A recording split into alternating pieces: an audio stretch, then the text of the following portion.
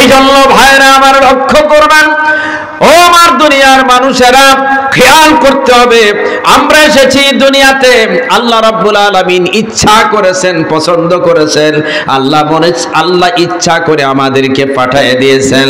আল্লাহ তাআলার কাছে আবার ফিরে যাওয়া লাগবে নির্দিষ্ট সময়ে, না থাকতে পারা যাবে?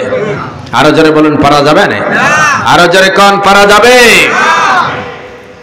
এই জন্য যেতেই যখন আল্লাহ রব্বুল আলামিনের কাছে আমাদের হবে, তাহলে আমাদের কেন এত লাফালাফি, এত শয়তানি, এত বদমাশি, এত মিথ্যা, এত প্রতারণা, এত ধোঁকা, এতই কিছুই করে পৃথিবীর মধ্যে আমরা চিরস্থায়ী টিকে থাকতে চাই?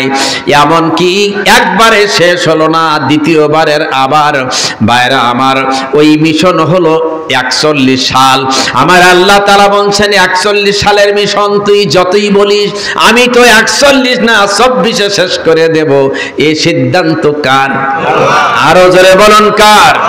এই জন্য দেখেন নাকি এমনটি করে অনেকগুলি কথা বর্ণনা করেছেন, তার মধ্যে একটা কথা বলেছেন, দেখেন নাকি স্বৈরাচারীরা তার পতন ঠেকাতে যতগুলি ভাইরা আমার ছিদ্র আছে সমস্ত ছিদ্রগুলি বন্ধ করে রাখে, ভুলবশত একটা ছিদ্র বন্ধ করতে মনে থাকে না। কথা বলেন না কেন? সেই ছিদ্র দিয়েই তার পতন ঘটে। এই যে আমার ভাইরা খালি হাতে আজ অস্ত্র নাই, আমার ভাইনা গোলা নাই, বারুদ নাই, যেই অস্ত্র ব্যবহার করে গত কয়েকদিন আগে পর্যন্ত যে তথ্য এসেছে তা 1564 জন পর্যন্ত মৃত্যুর, আমার ভাইরা গুলিতে মৃত্যু হয়েছে এর তথ্য এসেছে, আসতে আছে এখনো পর্যন্ত।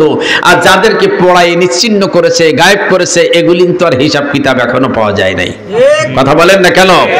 আমার ভাইজানেরা এমন কি করে গোপন করতে চেয়েছে, আমার আল্লাহ তাআলা বলছেন আমি রব্বুল আলামিনের সিদ্ধান্ত যে কি এটা তুই বুঝতে পারিস নাই, এমন করে তৈরি করেছে, তার মধ্য দিয়ে আল্লাহ তাআলা এক ধাক্কায় নামাই দিয়েছে। কথা বলেন না কেন? কেউ ভাবে নাই, বুঝতেও পারে নাই। আল্লাহ বলছেন সিদ্ধান্ত তো আমার কাছ থেকে আসে। কুলিল্লাহুম্মা মালিকাল মুলক, আল্লাহ রাব্বুল আলামিন বলেন রাজত্ব আমি আল্লাহ তাআলা দিয়ে থাকি, আবার রাজত্ব এক মুহূর্তের মধ্যে কেড়ে নেওয়ার ক্ষমতা আমি আল্লাহ তাআলার কুদরতি হাতে আছে। জোরে বলুন আছে কি নাই? আমার ভাইজানেরা দেখেন আজকের রাজত্বের পরিস্থিতি, সেই দিনকার রাজত্বের পরিস্থিতি। আয়াতে কারিমার দিকে লক্ষ্য করি, আমাল আহসানু দীনাম মিম্মান আসলামা ওয়াজহাহু লিল্লাহ।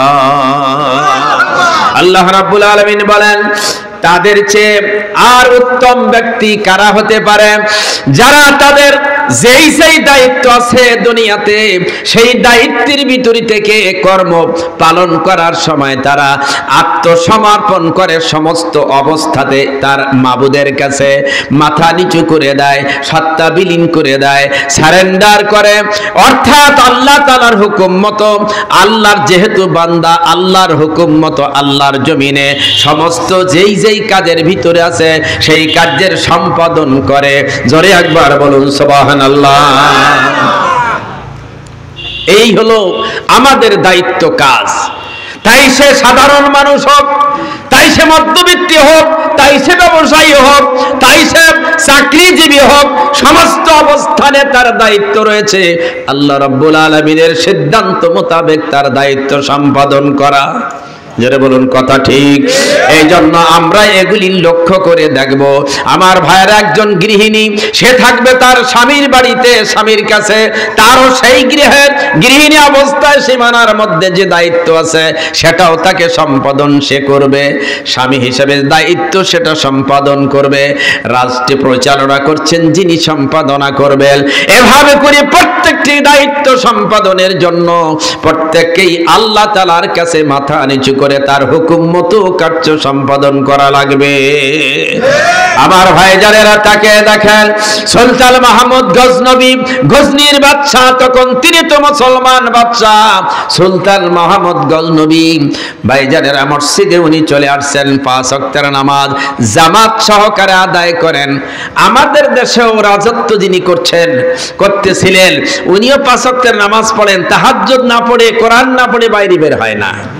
কোরআন পড়ে তাহাজ্জুদ পড়ে তারপরে যত রকমের নির্যাতন জুলুম নিপীড়ন চালানো যায়। যেই দেশে কোরআনের কথা বলতে গেলে পারমিশন লাগে, মুরতাদ, ফাসিক, তারপরে শয়তান, বদমাশ, তাদের কাছ থেকে পারমিশন নিয়ে কোরআনের কথা বলতে হয়। পারমিশন কিসের? তোদের পারমিশন দেয় কি? তোরা পারমিশন দেওয়ার কে? যে সম্পর্কে যাদের ধারণা নাই, যে সম্পর্কে যাদের কোনো দক্ষতা নাই, যে সম্পর্কে যাদের কোনো দায়িত্ব নাই, কোরআনের কথা পারমিশন নিয়ে বলার কোরআনের কোন জায়গায়, হাদিসের কোন জায়গাতে আছে নাকি? স্টেজ ভেঙে দেওয়া হয়েছে, বলা হয় নাই মসনদ চলে যাবে, তাই এই ভয়ে সমস্ত রাস্তাগুলি বন্ধ করে রাখছে। আল্লাহ রাব্বুল আলামিন বলছেন টাইম আছে, সময় আছে, অপেক্ষা করো, ঠিক জাস্ট টাইমে আমি ঠিক ফেলেই দেব। এই ক্ষমতা কার? আরো জোরে কন্যা কার? ভাইরা আমার জন্য বলতেছিলাম, সুলতান মাহমুদ গজনবী গজনির বাদশাহ, তিনি এমনই মুহূর্তে সুলতান মাহমুদ গজনবী দায়িত্ব পালন করতেছেন, হঠাৎ করে দেখেন তাদের মধ্যে কি সম্পন্ন আমার ক্ষমতা ছিল, কি ইমানদারিত্ব ছিল।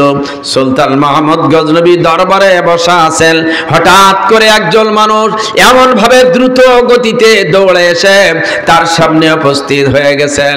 বলছেন বাদশাহ নামদার কোন দুইজন বা ততোধিক ব্যক্তি আমাকে ধাওয়া করেছে হত্যা করবে বলে। বাদশাহ নামদার আমাকে দয়া করে আশ্রয় দিন, জীবন ভিক্ষা চায় আপনার কাছে। বাদশাহ নামদার বললেন রুমের মধ্যে প্রবেশ করো। তালা বন্ধ করে দিয়ে বললেন এখানেই তুমি থাকো, দেখবো আমি বাদশাহ থাকাকালীন পর্যন্ত তোমার গায়েতে কে নখের আঁচড় মারে। রেখে দিলেন।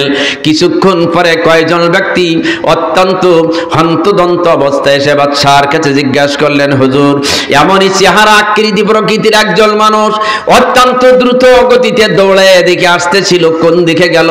আপনি কি দেখেছেন? বলে দেখেছি। বলে কোন দিকে গেছেন? উনি ভাবলেন যদি আমি বলি এই ঘরের মধ্যে আমি আটকায় রেখেছি তাহলে একটা বিপর্যয় সৃষ্টি হবে, আর যদি বলি ওই রাস্তা দিয়ে চলে গেছে তাহলে এটা মিথ্যা হবে। মিথ্যাও বলা যাবে না, আবার তার কাছে আমি ওয়াদা দিয়েছি, তার ওয়াদা রক্ষা করা লাগবে। এই জন্য উনি ওই ঘরের দিকে মুখটা ঘুরে বললেন এই দিকে গেছে। ওনারা তাকিয়ে দেখেন নাই মুখটা কোন দিকে ঘুরেছেন, ওনারা মনে করে যে রাস্তা দিয়েই চলে গেছেন। এভাবে করে দৌড়াতে শুরু করলো।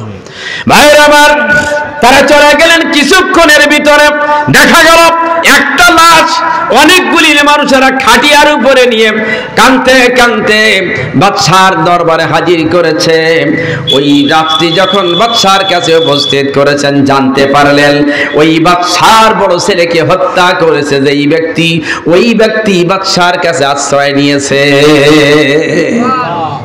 কথা বুঝতে পেরেছেন ভাইরা আমার? এই বাদশার কাছে উপস্থিত হবার পরে উনি বুঝতে পেরেছেন যাকে আশ্রয় দিয়েছি, ওয়াদা দিয়েছি, যার সাথে আমি কথা বলেছি ওই ব্যক্তি তো আমার ছেলেকে হত্যা করেছে। এই জন্য আমার ভাইরা চিন্তা করতে লাগলেন আমি ওয়াদা করেছি, ওয়াদা খেলাপ করা যাবে না। আল্লাহ তাআলা রাসূল বলছেন তিনটা বিষয়ের উপরে একজন মানুষকে মুনাফিকের সার্টিফিকেট দেওয়া হয়, তার মধ্যে একটা বিষয় হলো মিথ্যা কথা তারা বলে, 2 নম্বর হলো ওয়াদা খেলাপ করে। ভাইরা আমার, এই ইজা হাদাসা কাযাবা ওয়া ইজা ওয়াদা আখলাফা, ওয়াদা খেলাপ করে আমার ভাইজা, ওয়া ইজা তুমিনা খানা, আর 3 নম্বর হলো আমানতের খেয়ানত করে। এই লোকটাকে মুনাফিক বলবে। আরো অনেকগুলি কোয়ালিটি বলা যাবে না, অনেকগুলি ত্রুটি আছে যে দোষের কারণে তাকে মুনাফিক বলা হবে। ওই দিকে আমি যাচ্ছি না, আসুন ফিরে আসি। এই অবস্থায় উনি চিন্তা করছেন আমি ওয়াদা দিয়েছি, আমি মুসলমান কথা বলে ওয়াদা দেয়, কোশ্চেন কালে ওয়াদা ভঙ্গ করে না, এর নাম হলো মুসলমান। আমরা মুসলমান হলাম, মুসলমানের এক কথা দিলাম না, এখন যে কথা বলি পরে তা পরিবর্তন হয়ে যায়। সমাজের মানুষের এরকম আছে, মুসলমান হিসেবে কথা পরিবর্তন নাই, যেটা বলেছি ওটাই সঠিক, তার পরিণতি যেটাই হোক। ভাইয়ের আমার জন্য দেখা গেল রাজপ্রাসাদের এমন অবস্থা, কান্নায় ভেঙে পড়েছেন গোটা পরিবারের সদস্যরা। আমার ভাইজানেরা, বাদশা চিন্তায় পড়েছেন। আসামি তো আমার কাছে আশ্রয় নিয়েছেন, আমি তার জীবন ভিক্ষা দিয়েছি, আবার বলেছি আমি যতক্ষণ পর্যন্ত ক্ষমতায় থাকবো, বাদশা থাকবো, তোমার গায়ে কে নখের আঁচড় মারে আমি তা দেখে নেব। আমার ভাইজানেরা, ঠিক এই অবস্থায় তাকে রেখে দিলেন। রাত হতেছে, অন্দর মহলের কান্নার রোল এখনো থামে না। রাত্র 2টা বাজে, 3টা বাজে, 5টা বাজে, এখনো পর্যন্ত দেখা যায় ভোরের পূর্ব মুহূর্ত। এখন একটু স্থির হয়ে গেছে, নীরব নিস্তব্ধ হয়ে গেছে। ওইখানে দরজার সামনে এসে এবার আস্তে করে ধাক্কা দিয়ে বললেন, আব্দুল্লাহ। থরথর করে কাঁপছে, যার ছেলেকে হত্যা করেছি, বাদশার ছেলে, তার কাছেই ধরা পড়েছে আমি, আমার তো নিস্তার নাই। দরজায় ধাক্কা মেরেছে, ওঠো, তাড়াতাড়ি বাহিরে আসো।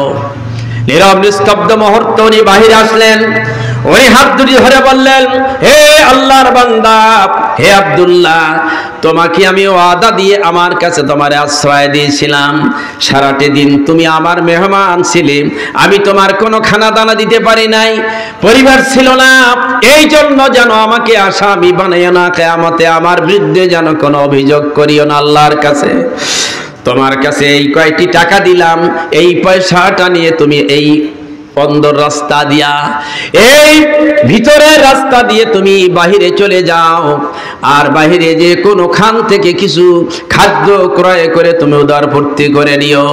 একটা কথা বলে দেই, জীবনে যতদিন বেঁচে থাকবা, কোনোদিন আমার সামনে যেন কোনোদিন আসিও না।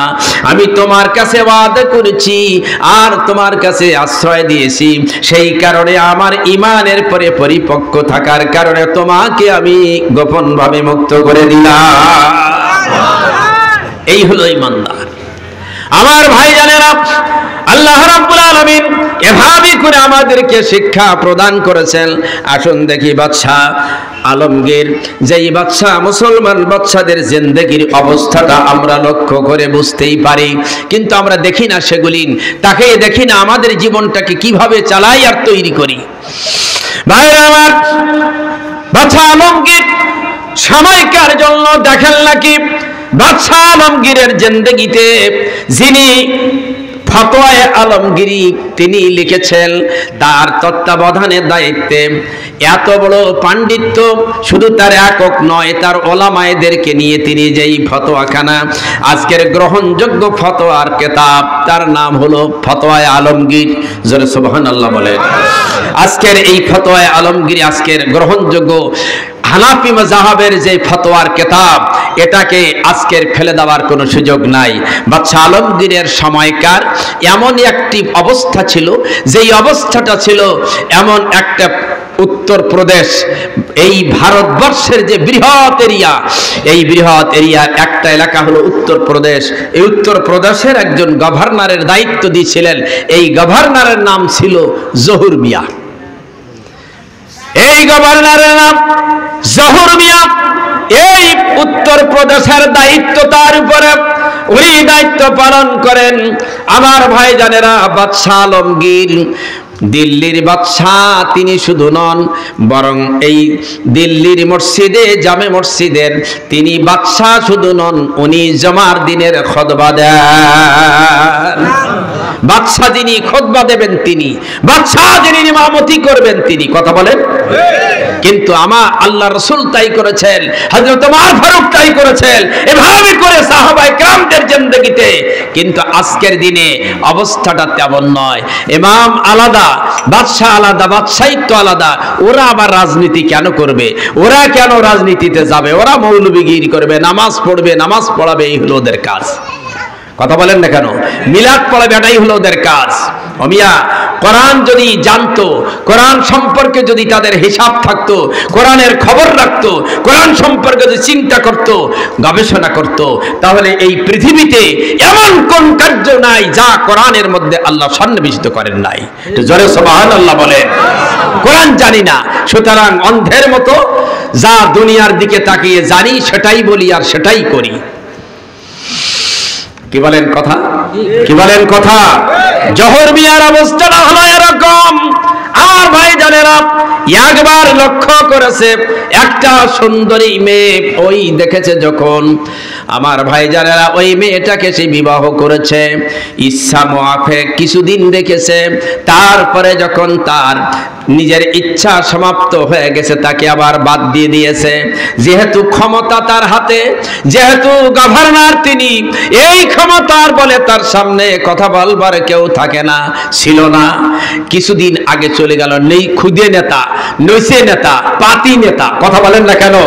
তাদের জ্বালায় অস্থির, তাদের জ্বালায় আমাদেরকে একেবারেই জড়সড় হয়ে কোন রকমে এক পাশ কাটে দিয়ে বাদুর মানিল্লাযীনা ইয়ামশুনা আলাল আরদি হাওনা ওয়া ইযা খাতাবাহুমুল জাহিলুনা ক্বালু সালামা। আল্লাহ রাব্বুল আলামিন বলেন, সেই হলো আল্লাহর বান্দা। বান্দা মানে গোলাম, গোলামি করতে পারে যে, গোলামি করে যে বান্দা, কিন্তু আমরা সবাই না। আল্লাহর গোলামি যারা করে তারাই হলো বান্দা। গোলামি হবে শুধু নামাজের বেলায় নয়, চলাতে ফেরাতে, উঠাতে বসাতে, লেনদেন মুআমেলাত। ভাইরা আমার, জীবনের যত দিক আছে, যত স্টেপ আছে, সমস্ত স্টেপ আর দিকের উপরে কোরআনের ফয়সালা, আল্লাহর হুকুম মতো জীবন পরিচালনা করা, সেই হলো গোলাম। আমরা গোলামি করি কিরকম? নামাজ পড়ার সময় শুধু গোলামি, আর বাকি যে সময় বাকি যে কাজগুলো করব সব আল্লাহর সাথে বিরুদ্ধাচরণ কাজ। কথা বলেন না কেন? এগুলির না, এর নাম গোলামি নয়। এই জন্য বাদশাহ সুলতান মাহমুদ গজনবীর একটি কথা আমি আপনাদের কাছে দৃষ্টান্তের জন্য এনেছি, যে আমাদের বুঝার দরকার গোলামিটা কিভাবে হতে পারে। ভাইরা আমার, সুলতান মাহমুদ গজনবীর একটা ছিল, আমার একটা কৃতদাস ছিল, নাম ছিল তার আইয়াস, পাগলা টাইপের।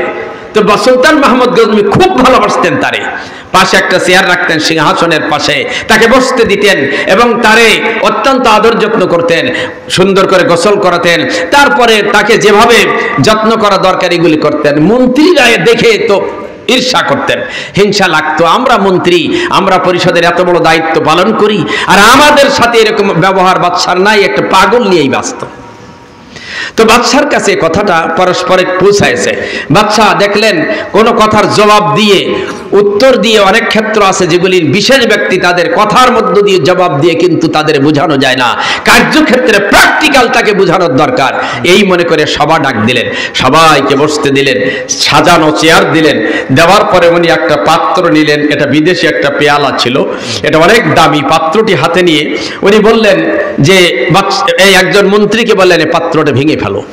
তো উনি হাত দিয়ে বলছেন, বাদশাহ নামদার, এটা ভাঙবো, এই বিদেশি পাত্র, এত মূল্য, এত দাম, এটা নষ্ট করবো, আমার দ্বারা এটা সম্ভব হবে না। তাহলে দ্বিতীয় ব্যক্তির কাছে দাও, তার কাছে একই উত্তর, তার কাছে একই উত্তর, তার কাছে একই উত্তর। এভাবে করে যতগুলি মন্ত্রী ছিল সবাই এক ভাবেই একই কথা বললেন। সর্বশেষ ডাইন পাশে বসা সর্বশেষ পাগল আয়াজ। তো পাগল আয়াজকে বলছে, পাত্রটা তুমি ভেঙে ফেলো। বলার সাথে সাথে পাগল আর বিলম্ব করেনি, আছাড় মেরে পাত্রটা খান খান করে দিয়েছে।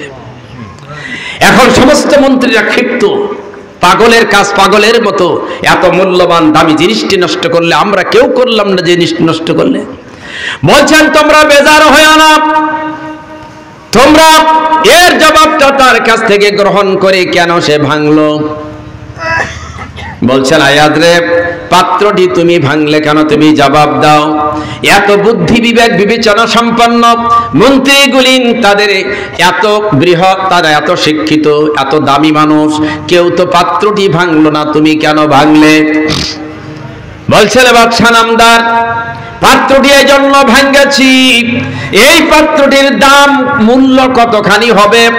তখনই বললেন, এই পাত্রটি হয়তো $100 এর মূল্য হতে পারে, কিংবা $1000 এর মূল্য হতে পারে। বলছেন, বাদশাহ নামদার, যত দাম পৃথিবীর টাকা দিয়ে এর মূল্য নির্ণয় নির্ধারণ করেন না কেন, আপনি যে হুকুম আমার কাছে করেছেন, আপনার হুকুমের মূল্য আমার কাছে কোটি কোটি কোটি কোটি কোটি $। সুতরাং আপনার হুকুমের মূল্য কি আমি প্রাধান্য দিতে যে দুনিয়ার একটা সাধারণ জিনিসটা ভেঙে ফেলবে এটা আমার কোনো আসে যায় না, কারণ আপনার হুকুম অবমাননা করার ক্ষমতা আমার নাই।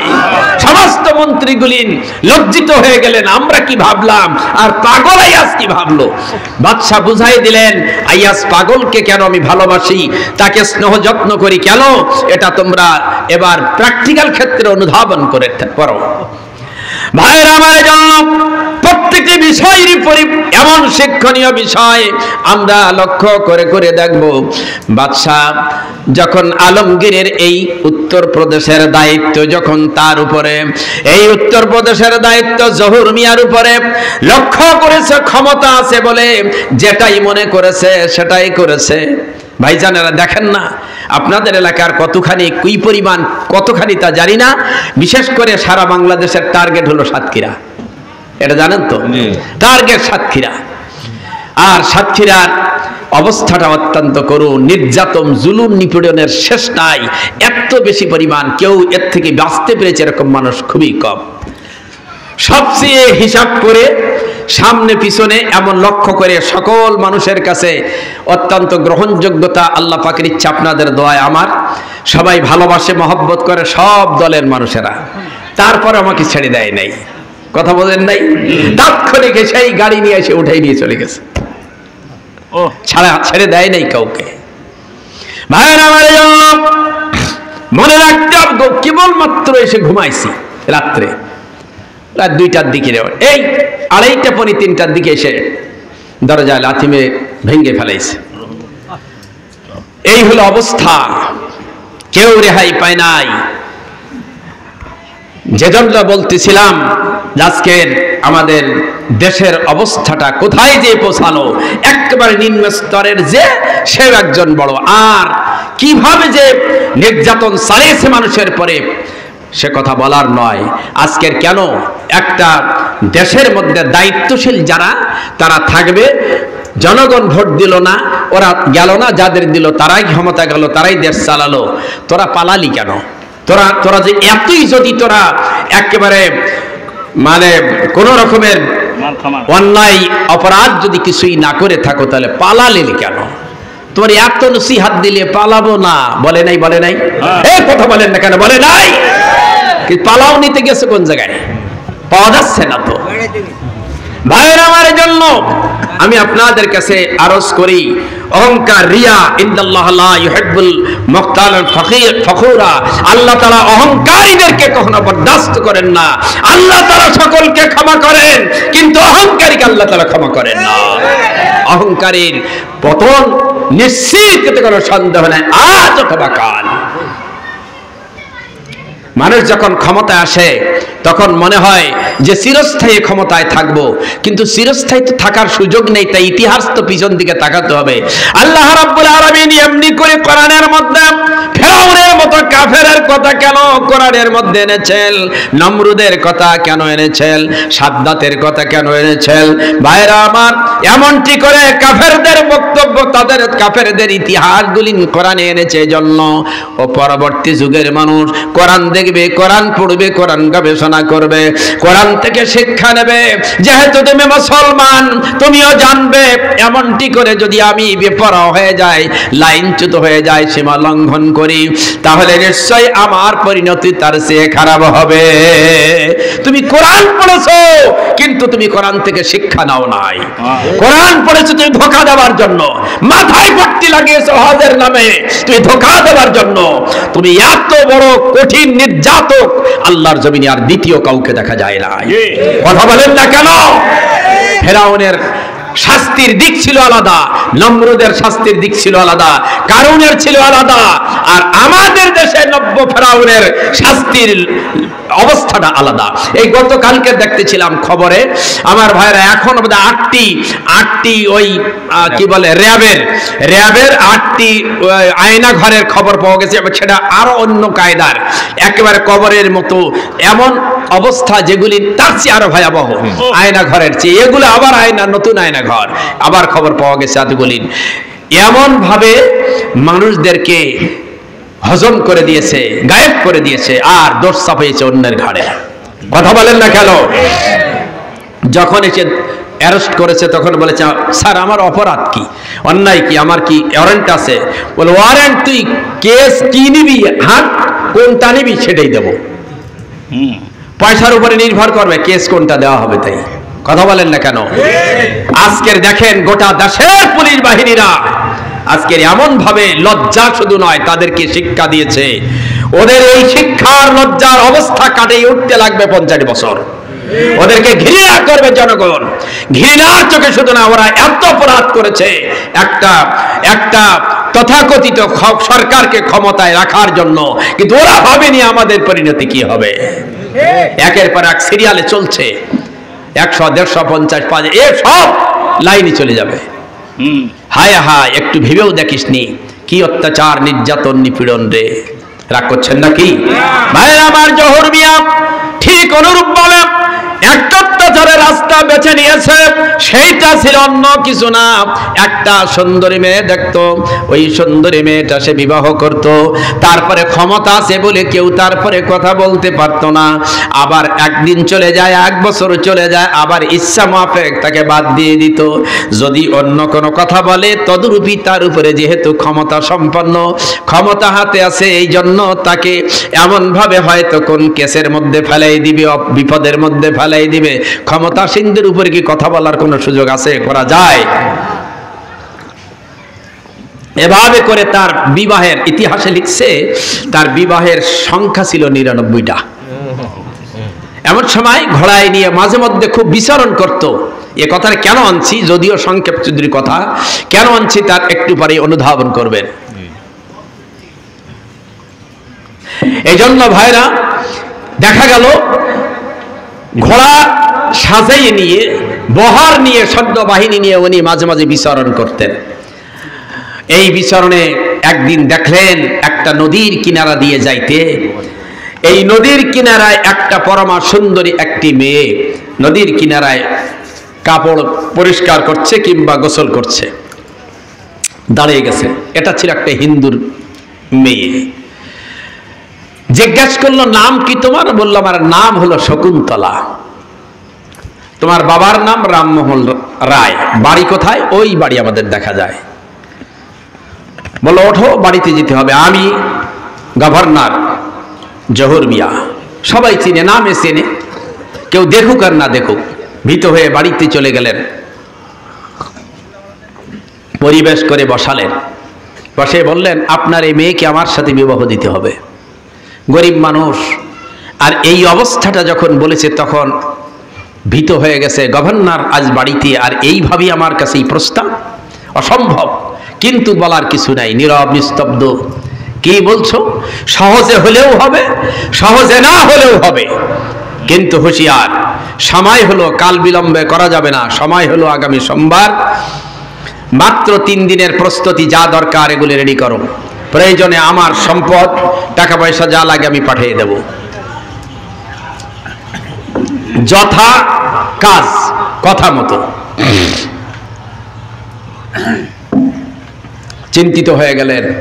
এদিন থেকে রামমোহন রায় আর খানা খায় না, ভাত খায় না, চিন্তায় চিন্তায় আস্তে আস্তে শুকায় যাচ্ছে।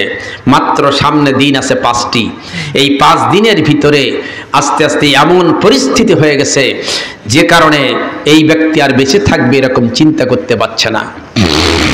উপায় তো নেই, ক্ষমতা নেই, কার কাছে জানাবো? ভাইরা আমার, ঠিক অনুরূপ অবস্থায় একদিন গেল, 2 দিন গেল, 3 দিন যখন পেরিয়ে গেছে, বাবা আর কিছু খায় না। মেয়েটি শিক্ষিতা। গভীর রাত্রিতে আব্বা বাবার কাছে এসে বলল, বাবা আপনি কি চিন্তা করছেন? বলে, হ্যাঁ চিন্তাই তো করা লাগছে। বলে, আপনি কিছু খান না, বাঁচবেন তো না, বলছেন কি করব? উপায় কি? কোনো উপায় নাই। বলছেন, বাবা চিন্তা করার দরকার নাই, মেয়ে তো ঘরে রাখতে পারবেন না, বিবাহ তো দেওয়াই লাগবে। তাহলে আর অসুবিধা কি? আমি না হয় গভর্নরের ঘরে চলে যাব, তাতে সমস্যা কি? বাবাকে সান্ত্বনা দিলেন, বুঝালেন। শেষ বেলায় বললেন, বাবা চিন্তা করবেন না, অতি কষ্ট করে আমার দুইটা জিনিস সংগ্রহ করে দেন। বলে কি? বলছেন বাবা, একটা আমার পুরুষের পোশাক গোটা দেহের মধ্যে আমি লাগাতে পারি, বুঝতে যেন বাহির থেকে আমি মহিলা না জানায়, বুঝতে পারা যায়, পোশাক আমার তৈরি করে দেন। 2 নম্বরে একটা ঘোড়ার ব্যবস্থা করে দেন, এইটুকুন আমার প্রয়োজন। বলছেন মা তুমি কি করবে? বলে সেটা আপনার দরকার নাই, আপনি বিবাহের আয়োজন প্রস্তুত যা করার আপনি করতে থাকেন। ভাইরা আমার, উনি রওনা হলেন। এই পরিস্থিতিতে অত্যন্ত প্রত্যুষে এমন ভাবে পোশাক পরিহিত অবস্থায় বের হয়ে গেছেন, বাহির থেকে একটি মহিলা বোঝা যায় না। দ্রুতগামী ঘোড়া নিয়ে লক্ষ্য ছিল দিল্লির রাজপ্রাসাদ বাদশাহ আলমগীরের কাছে উনি পৌঁছাবে। আলমগীর বাদশার কাছে, কারো কাছে না, ডাইরেক্ট লাইন। ভাইরা আমার, দীর্ঘ সময় অতিক্রমের পরে উনি বিরতিহীন ভাবে পৌঁছায় গেলেন। সেদিন ছিল জুমা দিন, শুক্রবার। এই জুমা দিনের সময় উনি খবর নিয়ে যখন জানতে পারলেন বাদশার সাথে দেখা করা আদৌ সম্ভব নয়, হ্যাঁ বাদশার সাথে দেখা করার একটা সুবর্ণ সুযোগ আছে। উনি দিল্লির মসজিদে উনি খুতবা দেন, উনি ইমামতি করেন জুমার দিন। জুমার দিন ইমামতি করেন, ওই খুতবা আদান করার পরে ওই মসজিদের সামনের থেকে 2টা লাইন বের হয়ে যায় দুই পাশে, আর এই 2টা লাইনে হাজার হাজার মানুষ দাঁড়িয়ে থাকে। উনি মধ্যখান দিয়ে উনি সালাম করে করে প্রত্যেকের কাছে তাদের প্রয়োজনীয় কথাগুলি উনি শ্রবণ করতে করতে যান। এই হলো বাদশা। দেহরক্ষী নাই, ভাইরা আমার, অস্ত্র নাই, কোন রকমের পুলিশ নাই, এমন কারো দরকার নাই। কারণ হলেন বাদশাহ, হলেন বাদশাহ আলমগীর। কারণ এমন বাদশাহ একদিন ছিলেন হযরত ওমর ফারুক, একদিন ছিলেন অন্যান্য সাহাবায়ে কেরামগণ। অর্ধ জাহানের বাদশাহ দায়িত্ব পালন করেছেন, কিন্তু হযরত ওমর ফারুক রাদিয়াল্লাহু তাআলা আনহু এমনটি কোনো কথাই কোনোদিন বলেন নাই। উনি যখন রওনা হয়েছেন ওই জেরুজালেমের জন্য, এই জেরুজালেমের প্রোগ্রামে যিনি রওনা হলেন, ওনার সভাসদ বললেন হুজুর আপনি অর্ধ জাহানের খলিফা বাদশাহ, আপনি যাচ্ছেন জেরুজালেমের রাষ্ট্রীয় সফরে, আপনার গায়ের মধ্যে একটা জামা আছে, ওই জামাটার মধ্যে হাদিস আমার ভাইয়েরা কেতাবে লিখছে 20টারও অধিক তালিতে এই জামা যুক্ত, এবং 20টি তালির বেশি তালি যুক্ত জামা, এবং অধিকাংশ তালিগুলি ছিল চামড়ার তালি। এই তালি দেওয়া জামা গায়ে দিয়ে উনি রাষ্ট্রীয় সফরে যাচ্ছেন জেরুজালেমে। আর এই সময় বলছেন হুজুর আপনি বাদশাহ, অর্ধ জাহানের খলিফা, এই জামাটা একটু পরিবর্তন করে নিলে হতো না? ভাইরা আমার, খলিফাতুল মুসলিমিন হযরত ওমর ফারুক রাদিয়াল্লাহু তাআলা আনহু বললেন নাহনু কাওমা আযানাল্লাহু বিল ইসলাম, হে আমার সভাসদ তোমরা চিন্তা করো না, আমার এই জামা দিয়ে হবে কি? আমরা এমন একটা জাতি, এমন একটা গোষ্ঠী, এমন একটা সম্প্রদায়, আমরা এমন একটা দল, যেই দলকে আল্লাহ রাব্বুল আলামিন একটা কারণে আমাদেরকে সেই আল্লাহ সম্মান প্রদর্শন করেন। সেই কারণটি হলো আমরা যে আল্লাহ তাআলার একত্ববাদের গান গেয়ে মুসলমান রূপে কালেমা পড়ে হয়েছি। যেই কারণে আল্লাহ রাব্বুল আলামিন আমাদেরকে তার পছন্দনীয় দিনকে গ্রহণ করার কারণে আমাদেরকে তিনি সম্মান প্রদর্শন করেন। আল্লাহ আমাদেরকে সম্মান করেন। যে আল্লাহ আমাদের সম্মান করেন, পোশাক আমি কি করব? দেহরক্ষী নাই, কিছুই নাই তার সাথে, কিন্তু তিনি গেলেন একাকী, আর তার সঙ্গী ছিল মাত্র তার ওই যেই উটের আপনার উটের বাহক যিনি, এই মাত্র তার কিতদাস ছিল, আর কেউ না। ভাইরা আমার, উনি যত দূর পর্যন্ত ওই উটটির লাগাম ধরে টেনেছেন, হযরত ওমর বলেন এবার উপরে ওঠো, আমি নিচে নামি। জোরে সুবহানাল্লাহ বলেন। ইসলামের শিক্ষা আজকের দেখেন না, গোটা দেশ তলাবিহীন ঝুড়ি করে ফেলাইছে। কোটি কোটি, হাজার হাজার, লক্ষ লক্ষ কোটি, কত টাকার প্রয়োজন পাস করেছে। জনগণের প্রাপ্যতা নাই, নির্ধারিত ব্যবস্থাপনা যেটা বাজেট, তার বাজেটের 4 ভাগের 1 ভাগ খরচ হয় না, সব লোপাট হয়ে গেছে। শুধু বাজেট শুধু নামে স্বাক্ষর হয়েছে, টাকা লোপাট হয়ে গেছে। এ তো দেখছেন, এগুলো তো স্পষ্ট একের পর এক আপনারা লক্ষ্য করছেন। ব্যাংকগুলো আজকে হিসাব যে 9টা ব্যাংক খালি, ব্যাংক পর্যন্ত লুট হয়েছে। এগুলি সব আড়াল করে দিয়েছে নিজের গদি ঠিক রাখার জন্য, নিজের মসনদ ঠিক রাখার জন্য সকলকে দেওয়া হয়েছে এই সুযোগটা। যেই সুযোগ পেয়ে সবাই যার মতো সেই আমার ভাইরা টেনেছে, আর আজকের পালানোর পথ আর খুঁজে পাইছে না। কথা বলেন না কেন ভাইরা আমার? প্রত্যেকের অবস্থা হলো এটা ভাইরা আমার। কারণ আমি তো অপরাধী, আর এই সাথে আর যতগুলি আছে তাদের অপরাধের সুযোগ করে দিয়েছে। পুলিশেরা এত বাহাদুরি দেখালো কিসে? যেহেতু পুলিশদেরও দিয়ে দেওয়া হয়েছে যে তোমরা যা খুঁজি তাই করো, আমার পথটা ঠিক থাকতে হলো, চেয়ার ঠিক থাকলে হলো। এভাবে করে সকল ডিপার্টমেন্টকে এভাবে করে তাদের সুযোগ করে দিয়েছে। তাই তো আজকের বাহিরে বের হওয়ার সুযোগ নাই। একজন লক্ষ্য করলে চিন্তা করার বিষয় না, 380 জনেরও বেশি হলো সফর সঙ্গী বিদেশে। যখন আমরা প্রোগ্রামে গেছে আমার ভাইরা, ওই যখন আমেরিকার প্রোগ্রামে 380 জনেরও বেশি সঙ্গের সাথী, 387 জন বোধ হয়। হায় হায়, রাষ্ট্রীয় পয়সায় ভাবে করে ধ্বংস করেছে জনগণের অর্থ। ভাইরা আমার, জন্য আমি আপনাদেরকে অনুরোধ জানাই, লক্ষ্য করে দেখান, একটুখানি খেয়াল করবেন। ওই দেখেন রাষ্ট্রীয় অবস্থাটা এমন করে আজ ধ্বংস করে দিয়েছে। গোটা মানুষ আজ মানুষের মধ্যে হাহাকার, মানুষের প্রাপ্যতা নাই, হক নাই, পাওনা নাই। ভাইরা আমার, বিচার বিভাগটা এমন ভাবে আমার ভাইরা কব্জা করেছে, যেই বিচার বিভাগের অবস্থাটা এত করুণ, যেই কারণে লক্ষ্য করে দেখেন মানুষগুলি না সুবিচার পায় না। একজনের দোষ অন্যের ঘাড়ে চাপানো হচ্ছে, একজন অপরাধ করেছে অন্যজন তার শাস্তি ভোগ করছে। কথা বলেন না কেন? এভাবে করে দেখা গেছে যে একের পর এক প্রত্যেকটি অবস্থানের সেকশনে অবস্থা এরকম। ভাইরা আমার, লম্বা কথা আমি আপনাদেরকে লম্বা কথাই বলবো না, শুধু মনে রাখবেন জহুর মিয়ার অবস্থাটা একবার মনে রাখবেন।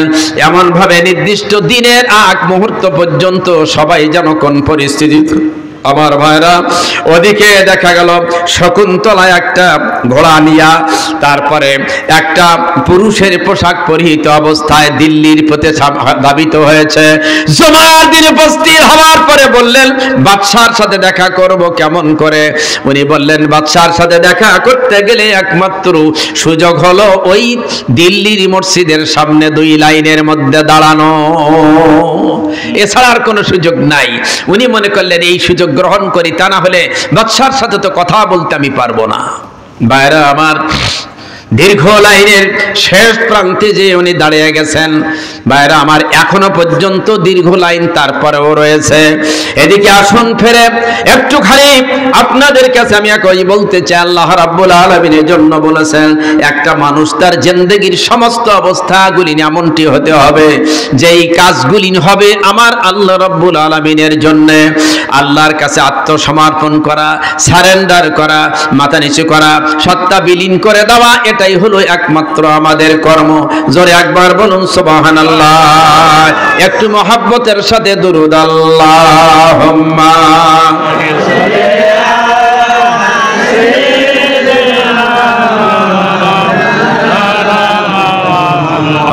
আলা আলি সাইয়্যিদিনা